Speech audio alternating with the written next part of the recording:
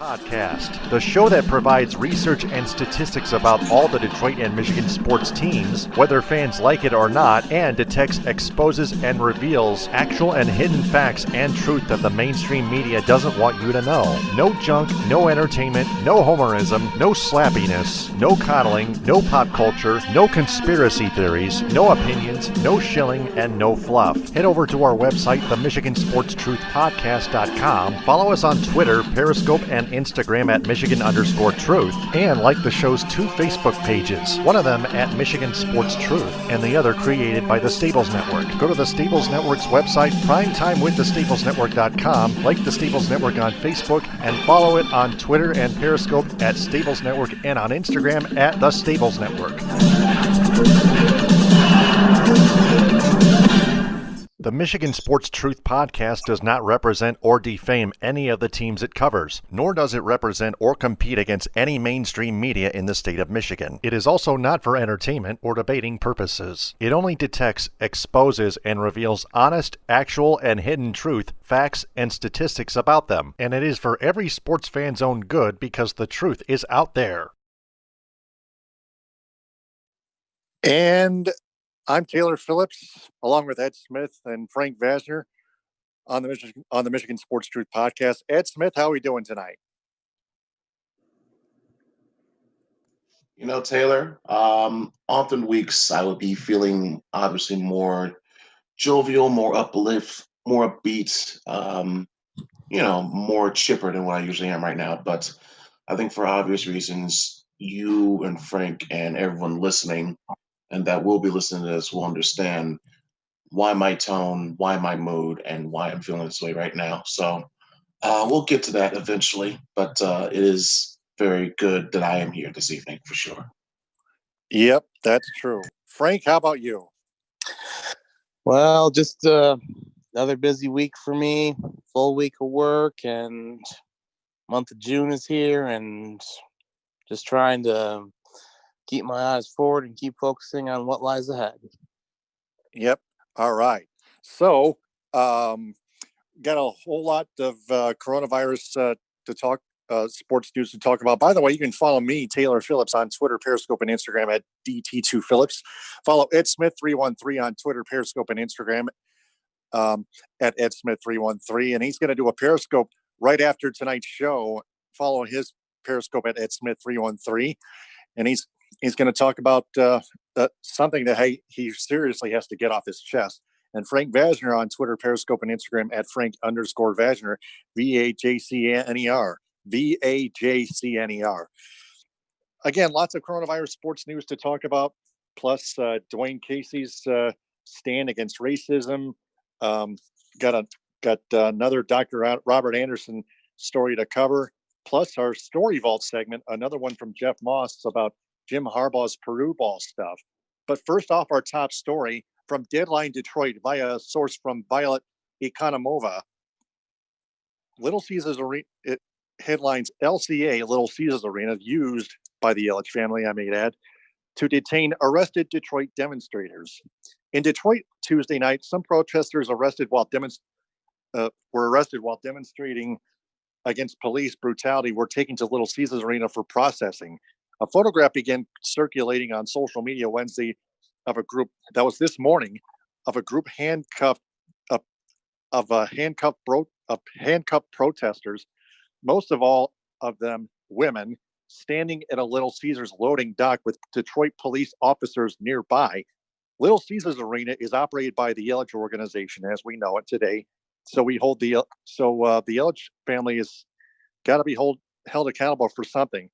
With construction partially funded by taxpayers through a tax increment financing structure, public funding amounted to $324 million of the $862 million project.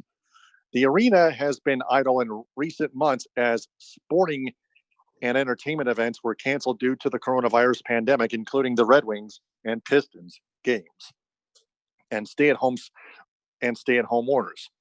A legal community source confirmed the action and said those taken to LCA were most likely ticketed and released. Chris Ilitch, who leads the family's businesses, family's businesses, including the Tigers, Red Wings, and Little Caesars Pizza, was among a group of Detroit corporate leaders who spoke against racism and injustice Wednesday morning at City Hall. The group included Mary Barra, CEO of General Motors, Bill Ford, executive chairman of Ford Motor Company, Bill Ford Jr., who's still alive and still partially owns the Detroit Lions, by the way, I may add, and others. I love this city, said Chris Ilitch, quote on. Ilitch said, quote, I love this city. It's why we've grown our business here. We are proud and privileged to call Detroit home. With that comes a responsibility to lead and uplift the community in times like this, unquote. A spokesman for the Ilitch family's Olympia development said Police Chief James Craig, quote, requested to use the facility for safety reasons, and we supported his needs, unquote. It's unclear if the city is paying for it. Neither Olympia nor Craig would answer that question. At a Wednesday news conference earlier today, Craig said he was unaware of the details of the arraignment. He said, quote, I don't know how the contact was made, but they certainly agreed to it. We've reached out to other city officials to learn more. Some find it disturbing that a sports and entertainment facility funded with public monies sits idle and is now being used to process people arrested for protesting police brutality. Quote, once envisioned as the centerpiece of a 50-block high-density mixed-use development, the Ilitch's Little Caesars Arena in the district of Detroit is now serving as a facility to detain protesters, wrote the anonymous, unquote, wrote the anonymous author of the Facebook page, The Terrible Ilitches. More than 300 people have been arrested across 5 nights of largely peaceful demonstrators against brutality in Detroit. Protesters have also been processed at the Detroit Detention Center on Mound. Now, guys, this is an issue that is based on the protests and riots regarding the death of George Floyd, which was, I think, last week. Yeah, I believe that was last week. But Yes. Yep, absolutely. But Ed, we're going to turn it to you first, and then Frank, you got the details on that. But Ed, fire away, launch the heavy artillery, fire those rockets.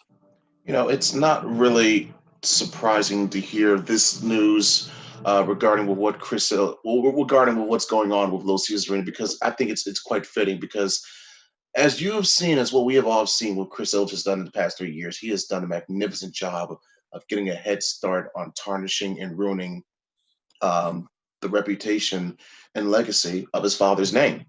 When you think about it, and to be honest, if you ask me, he was probably getting a well early head start on that with the Doug Fister deal all those years back after the 2013 ALCS. So that was only an indicator, a harbinger of what was to come under Chris's tenure. And honestly, a lot more people should have seen it coming than originally thought. So, but moving on to that, between obviously what we saw in the HBO report that came out last year, knowing what that funds were going to be used for Little Caesars Arena, that really the public could not have afforded, or really would have needed or necessary to be doing away of, just to fund a damn sports arena.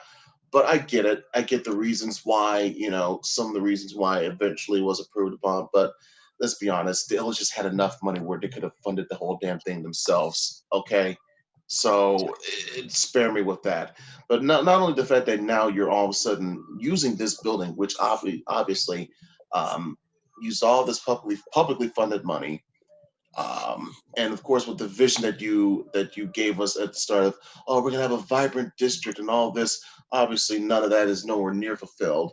Now you're using this space, which makes sense since no one else is using it right now at the moment. The Red Wings and Pistons suck. Their seasons were effectively over even before the pandemic hit.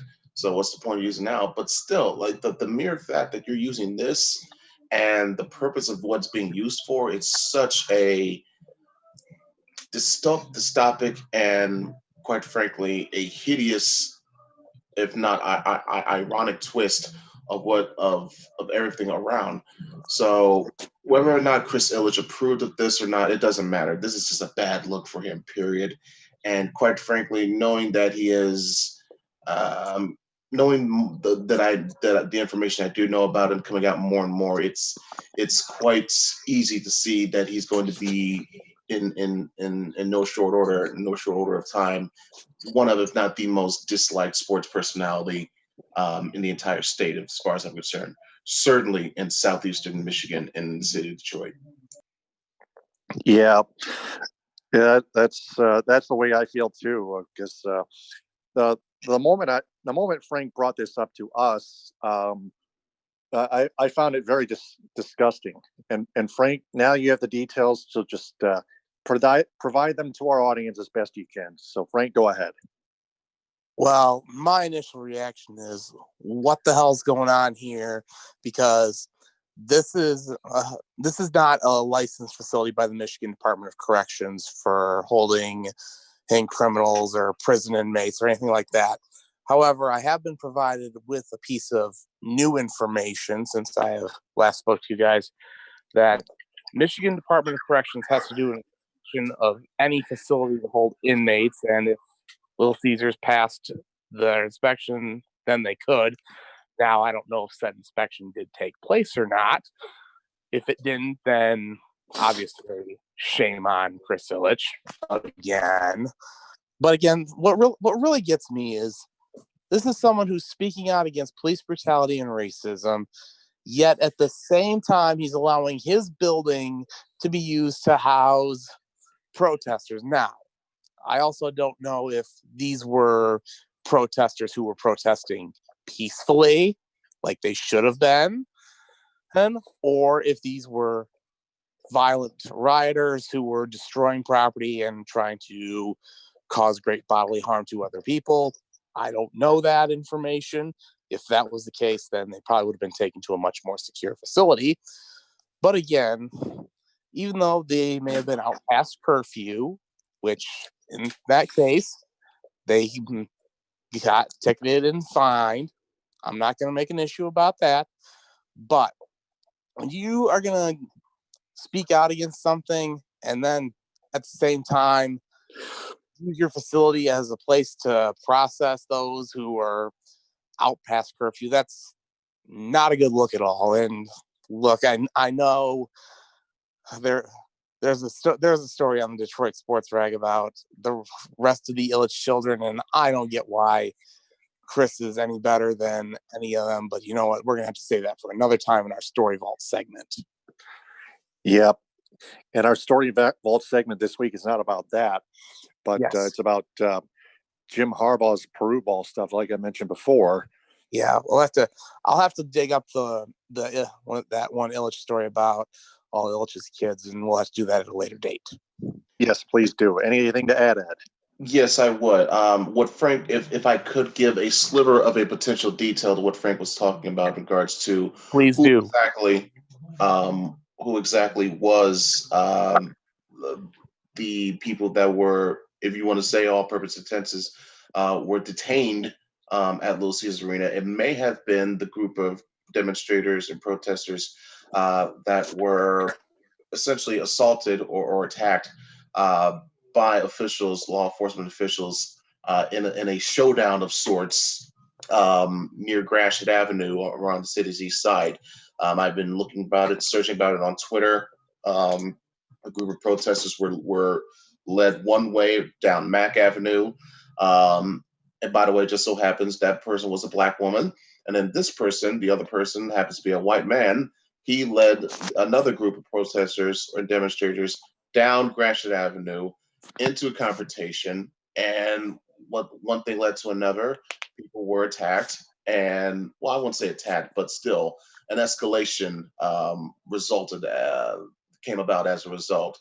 And the video is there, the tweets are there, the information is there.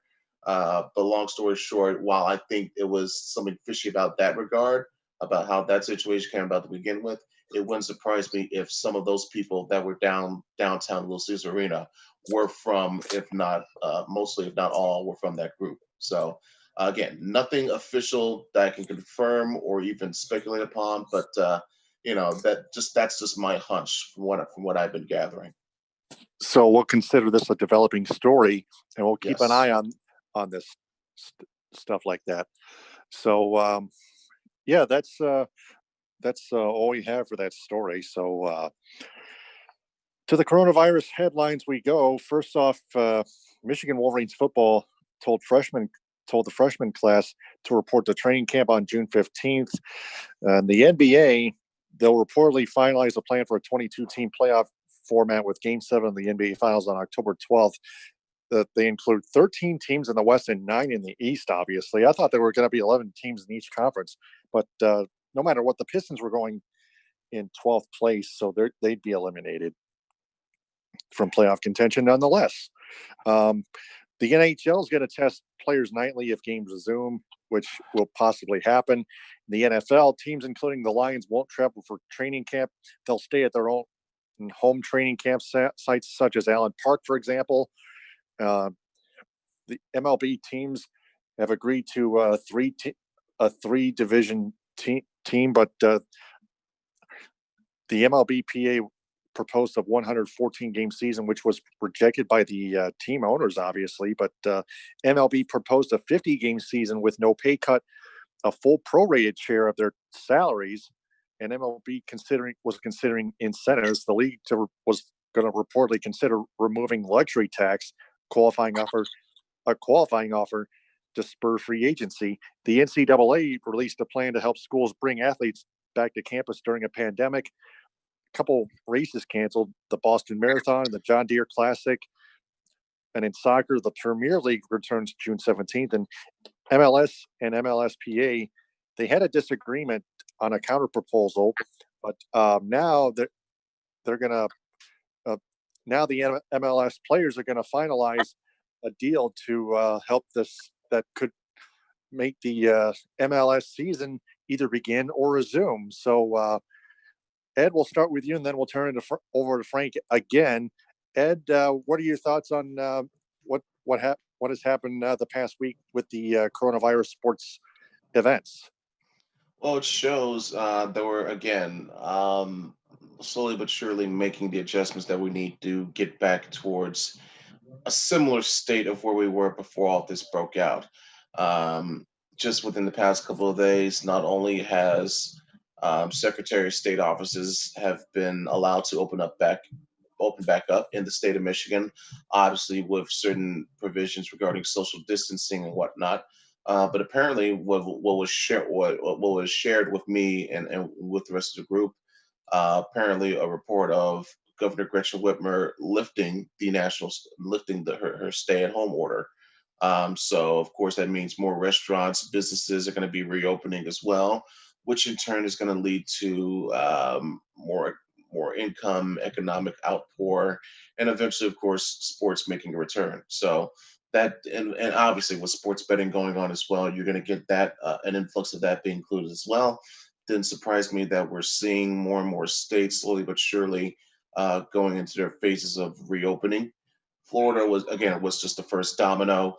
I think obviously with Adam Silver, what he's been able to do again, I have to commend him for keeping as steady and level as possible, recognizing, hey, this is a very serious and unprecedented situation.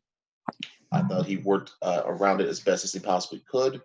And given that he was dealt a very weird and strange hand, I thought he handled it in the best way possible. And now, you know, granted, it's not a perfect scenario, but again, or a perfect deal, but again, nothing about the scenario is perfect at all. You have to make the best what you do out of the situation at hand. So with Commissioner Silver, getting this type of situation where hey, we can have a schedule, a relatively understandable schedule, where the season's not going to be dragging on too long, but it's going to give players a time to get into the right mindset, focus, shape, and whatnot so that the real the season begins with the playoffs. So I understand that aspect, and what it opens up now when you look at scheduling, potential conflict also with a lot of other sports, including mainly football, both college and the NFL. Because when you look at where the NBA Finals is scheduled. It's scheduled potentially for October and can last into as late as October 12th. So think about what could happen around that weekend if it goes to a Game 7 of the NBA Finals on October 12th. You're dealing with, at that same weekend, massive slew of college football matchups, including Michigan State, for instance. That would be that weekend of that game, believe it or not. So a lot of competition, and of course baseball going on with postseason baseball as well. So that would be quite an interesting thing to see. And again, uh, it's good to see that sports are making a comeback. I think we really need it, especially now, way now more than ever. What we've seen now, not just this past week, but just this past month and the whole year, which is everything that's come about and gone about. So, with the NBA being one of the chief leaders of reigniting, as well as with UFC and WWE, amongst other organizations and sports across the world, in responding to this and restarting and reopening its doors, I think they've handled it as best as they possibly could. So again, kudos, Commissioner Adam Silver. Yep, absolutely. Congrats to Silver indeed. Frank, what is your justification on all this? Well, I know Ed and I have said it many a time, but you got to say it again. I have to tip my cap to Adam Silver for having a plan and making sure things go smooth. And we actually do have a date set for the NBA to return to action, and that is July 31st. So that means the resumption of the regular season with the 22 teams. And the reason they actually are more teams in the West is because there's a little bit more of a competition for that last spot. So I think that'll do some good. At least let the teams in 9th, 10th, 11th, 12th on down, let them duke it out to be the last team in there. And also going to a 16-team format in the postseason, regardless of conference, which I think is an interesting thing to try. I know in the past, some people say, oh, well, it's going to cause jet lag in the first round if you have, let's say, the Boston Celtics going out to Salt Lake City to play the Utah Jazz. Well, look, have you seen Team Planes, people? They've gotten a lot more amenities. These players aren't flying coach from Boston to Salt Lake anymore or anything like that. So I'm actually really excited to at least get the NBA back, and there's a lot clearer of a timeline. I have heard a report that the NHL is supposed to make an announcement about phase 2 of returning to action. I haven't seen a set date on that yet, but it seems like things are moving along a lot better. Now, as for Major League Baseball, and I don't mean to go from being positive to negative, but I'm really starting to get worried that we may not have a baseball season, because right now it's June 3rd and there's no agreement between the owners and the Players Association as to how long they want to make the season or things like that. But that's not all you have to worry about. This is also the final year of the current collective bargaining agreement. And if this thing keeps dragging out, not only do we lose this season, we very well may not have a season next year as well, and possibly not have any baseball till 2022. Now, you guys probably read a little better than I do, the 94 strike and how much that damaged baseball. Something like this, I think, would basically be a death knell to Major League Baseball in general. And we already saw what a canceled season did to the NHL. This could be a lot worse, and it'll pale in comparison to the 94 strike. And I'll let you guys give your thoughts on that if you can remember back that far. Ed? Yeah, I could definitely, even though I was barely a year old when that happened in real time, I've done my research. I've obviously watched footage and reports about it. It was quite unprecedented to see the World Series being canceled, not being played. And that was mainly due to just petulant issues between the owners and the players. Not in this regard of a global pandemic affecting, so again, World Series was still being allowed to play. I think was it during World War II at least. So the fact that we haven't seen something like this since the '94 strike, or at least in terms of comparison, yeah, I remember how drastic it was. I remember how much of a negative impact it had on the game. It took until like what, until Cal Ripken breaking Lou Gehrig's streak and then the home run race of '98 that really helped rejuvenated the interest of baseball in America. Yeah, and I remember the '94 strike, and it was a shame they couldn't come to an agreement late of '94, and then they went back to action in 1995. It was a shame that Tigers had um, were robbed of a chance to win the World Series. But then again, their record probably wasn't good enough. By the way, as I remember that when I was almost a teenager. Yeah, the Tigers during I don't know if Randy Smith was the GM yet, but this was He right was. around that. Yeah, okay. So yeah, this is Randy Smith year. So yeah, no, they were horrible. So yeah. Yeah, yeah, just not as terrible as 1996 when Well, that they was had. right around the corner. So Oh yeah, right around the corner. Yeah, they still had Cecil Fielder, Kirk Gibson, Mickey Tettleton, Travis Fryman, Chris Gomez. They had him the first year in '94. He had his first year in the majors with the Tigers in 1994. And when I first experienced something like this, someone getting called up from the minors or something like that, that's when I began to think, who the heck is he? I don't. And I thinking, I don't think he's that good. Maybe he's not. And my dad was telling me, oh, when I started to learn that that Gomez was not even ready. When uh, I would prefer Trammell over Gomez because Trammell has is better.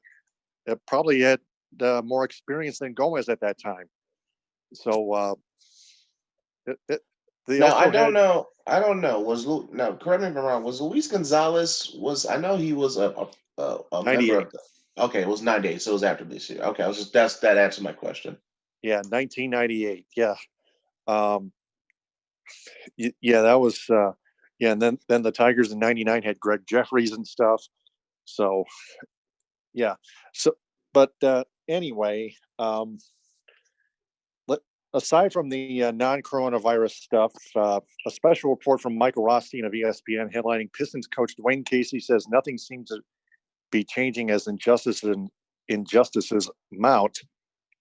Detroit Pistons head coach Dwayne Casey lived through desegregation in Kentucky and said he knows what it feels like to go into a new school and unwanted and unwelcome. He has seen the deaths of George Floyd in Minneapolis last week, Ahmaud Arbery in Georgia, and Breonna Taylor in Kentucky. On Saturday, Casey, who is black, says he wonders if anything has changed from when he was an 8-year-old boy walking into a white school, feeling helpless and unseen, not heard and not understood. By the way, yeah, Casey said, quote, 54 years later, my son is now 8 years old. And I look at how the world he is growing up in sight and in growing up in and wonder how much he's really changed. Casey at 63 said in a statement, how often is he judged on sight? Is he growing up in a world where he is seen, where he is seen and heard and understood? Does he feel helpless? Will he be treated like George Floyd or Ahmaud Arbery? What have we real what what have we really done in the last 54 years to make his 8-year-old world better than mine was? We all have to be and do better, unquote. Casey said that when he was a child, there was no way to record his treatment because cell phones, cable news, and social media were not yet in existence to show the reality of the situation he lived in. But he knows what he felt then and what he sees now. Casey said in a statement that watching the events following Floyd's death in Minneapolis, a place where he was the head coach from 2005 to 2007, left him understanding how many people could feel the same things, quote, helpless, frustrated, invisible, and angry, unquote. Casey called for real change to how humans view one another as a way to help as protests continue across the country, including in Detroit, where he now coaches. He said, quote, we have to change the way we see and hear each other in that statement. We have to work together to find solutions to make the justice system just. Black, white, and brown people have to work together to find new answers. The only way we can stop the systemic problems that people of color have faced all our lives is through honesty and transparency. We have to understand why people are at their limit at this moment. It takes empathy in its truest form. It takes a culture shift. It takes action. Let's stop the injustice now. Let's not allow another generation to continue to live in a world where they are treated as unequal. Now is the time for real change, unquote. So, Ed, we'll start with you again, and then I'll pass it to Frank. Ed, justify it as best you can. Yeah, well, what you were quoting Coach Casey on at the end, it really summed up my thoughts in a more calmer manner, in a more professional manner, in a more dignified manner. Otherwise, if I had the freedom to say what I was fully felt like saying, it would not be pretty. But knowing the events that have transpired, not just last week and not just last month, or actually, if you think about it, Ahmaud Arbery's murder, it was in February. So it was way earlier this year. It's just now that we found out about it because they had tape coming out in May. But not just this past year, even. We got to go back years and years and years and years and years and years beyond that to Yep. see that this is a reoccurring issue. Uh, Not just the same topic, but the same situation, the same outcome, the same circumstance, practically every single damn time that you hear about it or read about it, or uh, worst case scenario, often now see or watch about it. Um, for far too long, it is just a constant um, just heartbreak, agony, confusion, and simmering anger that has been building, and building at these incidents, at these events, and not seeing true justice being done and being served to a point now. People are getting and are now fed up. And this is why you're now seeing, as a result, you're now seeing um, all this violence, all this devastation, all this destruction. While granted, I'm not agreeing with some, if not most of it, I do understand the reasoning why they're doing it, because people have been calling out for and crying out for and trying to tell and shout and scream out how incredibly messed up our system really is in more ways than one, in all sorts of facets. And they've been trying various ways, various methods to get attention, to get their voice heard.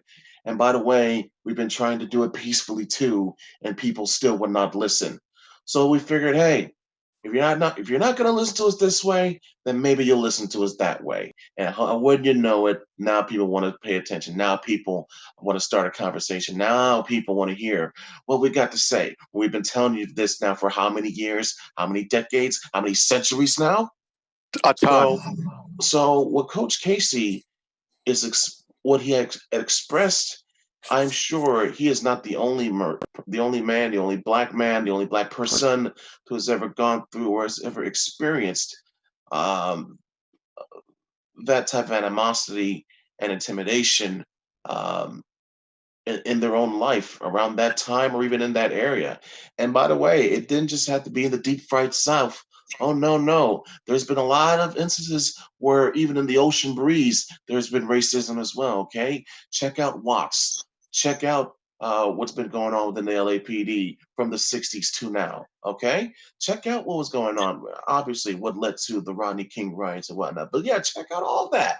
You see it's evident there. And speaking on the topic of riots, come on now. We were the trendsetters. 67. Come on. Don't forget about here. What was the root of all that as well? Okay. So it is so embedded in our history, in our nation's history. It's not even funny. I wish I could laugh if it wasn't so sad and true of what it was.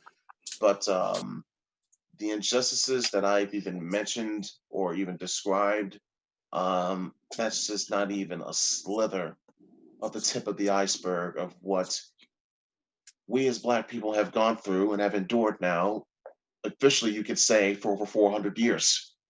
So, while obviously, yes, there has been progress, tremendous progress, there's also been tremendous pushback. And we have seen it time and time and time again to the point now where, you know, it is almost, it's just wow. You keep thinking to yourself, man, is it ever going to let up? But you see that even in the darkest moments, though, you see why people still haven't given up. You see it resonate in their attitudes of how now younger generations, younger people want to lead that change. Now are starting, hopefully, to understand why the generation before them had their feelings, what they went through, why they are feeling the way they are now. Now it's their turn to experience now and take that baton and be that leader. Maybe this will be that spark that they need. Hopefully, I want to see it. Um, but in terms of just not for what we have to do, but we need more help. It's obvious that the way to advance the progress, you need more help from the right people. And quite frankly, I'll just come out and say it. The more prominent white people and more prominent white athletes come out and speak about and not only denounce, but also denigrate and completely disagree and disavow any and all forms of injustice and systemic racism, then we as a people cannot truly move on. The system cannot change if it doesn't start from within. That is a motto I have believed in that can work in all forms, whether it be business, whether it be personal, whether it be professional or whatever. That that is a true testament in my view, and I think it works in well regard into changing the systems, not just in the criminal justice system, but in terms of education, economics, and healthcare, and so on and so forth. That really deals with race at the root as the root of its problems. Whether people want to talk about them or not, whether they want to admit it or not, it is an uncomfortable and unfortunate truth. It is, in the words of Joe Biden, one of, if not the original sins of our country. So Yes. yeah, it may be uncomfortable, but guess what? There's a lot of things in life that are uncomfortable talking about, but you still got to talk about it anyway. So it's the time has long been past for us to have conversations, thoughtful conversations, and not just conversations, but also conversations that in turn produce the solutions to the problems that we have been seeing for so long, and quite frankly, have gone on for far way too long as well. Yeah, and that is our mission statement here at the Michigan Sports Truth Podcast. No matter if it's very uncomfortable or not, we talk about it anyway because it's true. It's out there. The truth is out there. Frank, we'll give you just 1 minute, and then we got to. Then I got a couple other articles to read before we get to the closing statement. Frank, 1 minute, go. Well, all I can say is, wow, I'm not sure how I can follow that up, but I will just say the following. One, racism is not something you're born with. It's taught at home. We as Americans need to teach the future generations that racism is wrong. And it shouldn't be taught anywhere. Yes, it's unacceptable. It needs to be. It needs. Well, it needs to be taught to everyone that it's unacceptable. Oh, yeah, that's right. That's what I was. Okay. That's what I was getting at, because that's how I was brought up.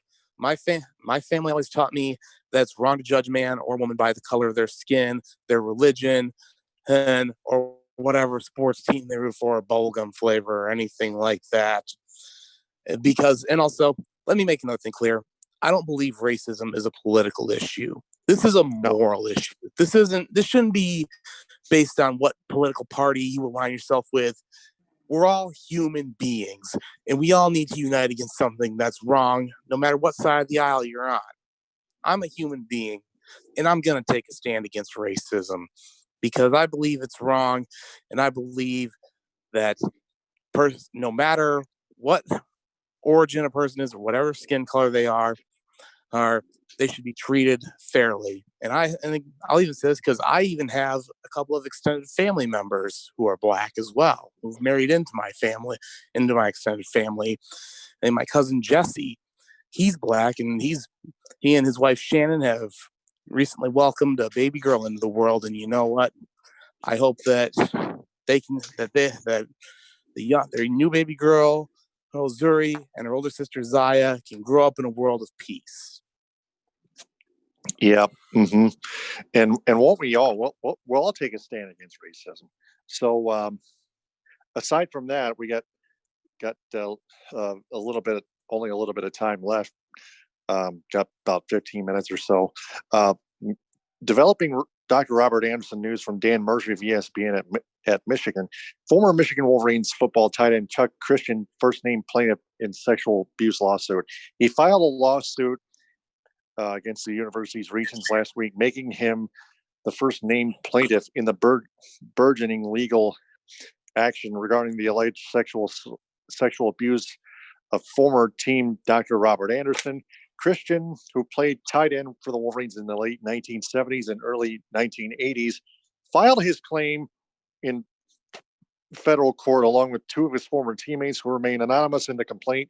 All three men say that Anderson sexually assaulted during mandatory physical exams while they were members of the football team. The lawsuit says the university showed a, quote, pattern of deliberate indifference, unquote, to warning signs about Anderson's abuse. Multiple former Michigan students say they told coaches and other authority figures on campus about Anderson's abusive conduct. Christian and his teammates joined more than 50 others who have filed anonymous lawsuits this year related to Anderson's abuse.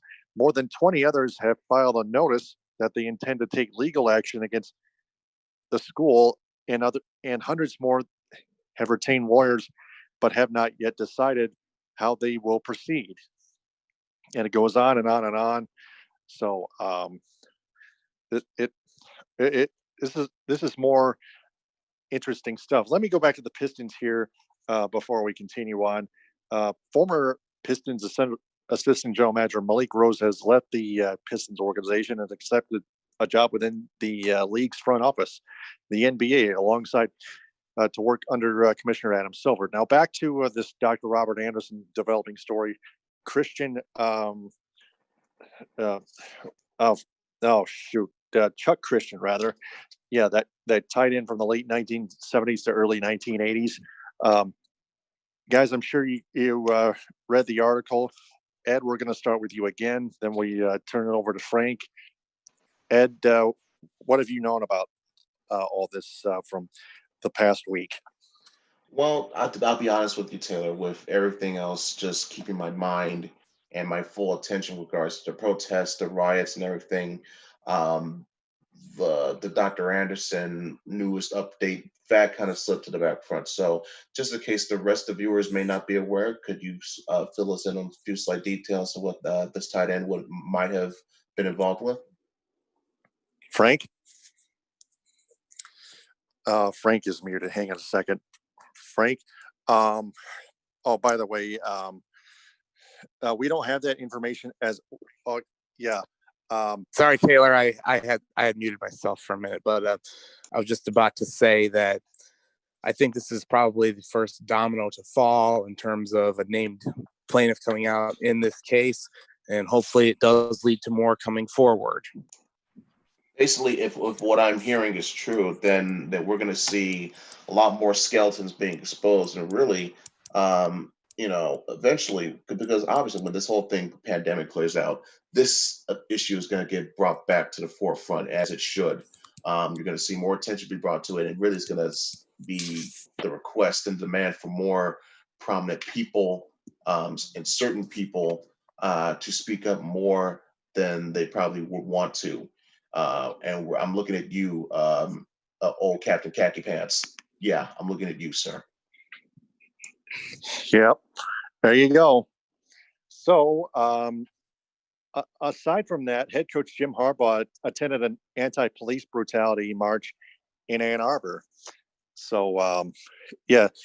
By the way, our podcast is also streaming live on Spreaker, Periscope, at the Stables at Stables Network, and on YouTube as well. By I the way, think. Nope, it's not. I was going to say, But by the way, before since we're on the subject of old Jimbo, so we're getting ready to transition to the last story anyway. I will say this. I give props to Harbaugh because I've known about his views of his stances for quite a while. I remember even 4 years ago, he was there, I think, at a rally, I want to say, for First Lady Michelle Obama. I think that was Michelle Obama's speech he was at. He was clearly in the background. You were able to recognize him with his hat, the glasses, khakis, all that. You've heard his views. He's expressed his own mind and his own voice on social justice and so in certain social issues. So hearing about this news did not surprise me at all, at the very least bit. So it raises my admiration for the man even more. Yes, he can be kooky, he can be wacky, but there's a reason why he is what he is. And to me, as long as he doesn't get the school in trouble and wins enough football games, and yes, for the love of God, beat Ohio State, I got no problem with the outside stuff. Just do those simple, short things for me, and we're fine. Okay, Jimmy? Yep. And that's one thing we agree with Jim Harbaugh on Jim Harbaugh doing something good off the field. So, without all that being said, it's time for our TMSTP Story Vault. From Jeff Moss of the Detroit Sports Rag, what was Jim Harbaugh thinking from August 12th, 2015? This is the Purdue ball stuff, so hang on, folks. There are a lot of reasons, Moss writes, there are a lot of reasons that U of M football fans wanted the team of David Brandon and Brady Hoke replaced with just about any other athletic director in the world and Jim Harbaugh. That includes Ward Manuel nowadays. Our partial list includes the horrible quality of play on the field, becoming the gimp to both Ohio State and Michigan State, and the commercialization of Michigan Stadium and the program in general, not to mention skywriting planes and fireworks, but no single event galvanized both the alumni and Wolverine supporters like the fallout from quarterback Shane Morse's brain injury during the September 27th, 2014 loss at the hands of the Minnesota Golden Gophers. And based on how the U of M fan base reacts to this article, you will know once and for all if Michigan fans really cared about the health of Morris, or if they were just using the issue as leverage to march on Brandon's house and call for his immediate dismissal. Do you people really worry about degenerative brain disease, or did you just use that issue as a poker chip to get rid of someone you despise? Because what I'm about to write over the next few paragraphs is just as disturbing as the flippant response of Hoke and Brandon to Morse's remaining in the game after suffering an obvious head injury. The Detroit Sports Rag has learned that some disturbing events took place during the U of M football sponsor Exposure U camp that took place in the middle of June, the first such program run by the Messiah Harbaugh himself in Ann Arbor. If you aren't familiar with Exposure U, here's information about the camp from the Go Blue website. Exposure U, high school campus for players entering 9th through 12th grade in the fall of 2015 and graduating seniors who are looking to compete against other athletes, including it's improve their technique and understanding on the game. The game, the camp will be highly competitive, enjoyable, and a tremendous football experience for all participants. Now, this camp has been going on since the 70s when it was created by Bo Schembechler. For decades, it has been run by U of M coaches like Hoke and Lloyd Carr. Local high school coaches participate in this camp as well. A mixture of coaches and staffers in attendance at Exposure U became extremely disillusioned with how Harbaugh ran his inaugural camp. One source informed us that one of the key components of the camp was drastically altered this summer, and not for the better.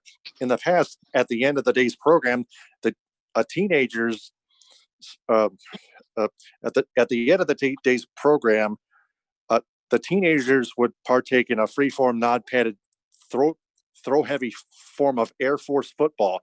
This was supposed to be both a fun event for the kids and a way for the coaches in attendance to judge raw talent with minimal physical risk to the high school students. just imagine basic recess ball with one quarterback and one center who would then become an eligible receiver after snapping the ball. This laid back middle school type of game included no downs or stoppages of play. There would be a throw off instead of a kickoff. Kids would get a little dinged up at times, but there was no tackling or full speed head on contact and no serious injuries and all that stuff. Then this Peru ball stuff, the goal is to run the ball between two cones in the end zone, no pads with helmets, 11 on 11. Harbaugh came up with this game out of necessity in a poor area of Peru where kids couldn't afford any sort of expensive equipment and stuff like that. So it's a very long article. I don't have enough time to read through the whole thing. So we got 5 minutes left on this one. So Ed and Frank, I'll give you 1 minute each, and then we'll go to the closing statement. Ed, 1 minute, go. Yeah, in terms of, in light of knowing what we obviously, this is still on the heels of the Shane Morris incident. So this is probably one of the very lone few issues where I was really irritated at Harbaugh with. I was very thankful that this article came out because people need to know. I'm glad it did come out because obviously we haven't seen him practice this or do this yet since. It was stupid then. It's stupid to read about it now, and it could have led to something even far more dangerous and devastating than just what happened to Shane Morris. So, yeah, I'm glad this article came out when it did. Yep. Thanks to Moss. Frank, I'll give you just 1 minute. Go. Well, they say timing is everything, and this article did come out in a good time. And I guess since then, Harbaugh has not done Peru ball at any of his camps since this came out. So, I mean, I wish he wouldn't have done it in the first place, but at least he kind of came to his senses and didn't end up getting wrist hit with huge lawsuits and getting fired. And now all he has to worry about is winning games and beating Ohio State and getting to Indianapolis. Yep, there you go. And that's one thing Harbaugh has to do first is beat the Buckeyes. So our closing segment, Ed, I'll give you a 1 minute each. Ed and Frank. Ed, closing statement, go.